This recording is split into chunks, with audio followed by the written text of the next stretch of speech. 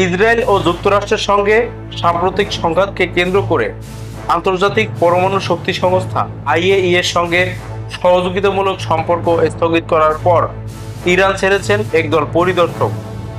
শুক্রবার সামাজিক যোগাযোগ মাধ্যম এক্সে দেওয়া এক বিবৃতিতে আইএইএ বলেছে, তাদের কর্মীরা অস্ট্রেলিয়ার ভিয়েনায় সংস্থার প্রধান কার্যালয়ে ফিরে যাবেন। আইএইএ এর মহাপরিচালক রাফায়েল গ্রোসি বলেছেন, সংস্থাটি যেন আবারও পর্যবেক্ষণ ও যাচাইয়ের কাজ শুরু করতে পারে তা নিশ্চিত করতে ইরানের সঙ্গে দ্রুত আলোচনা শুরু করা খুবই জরুরি।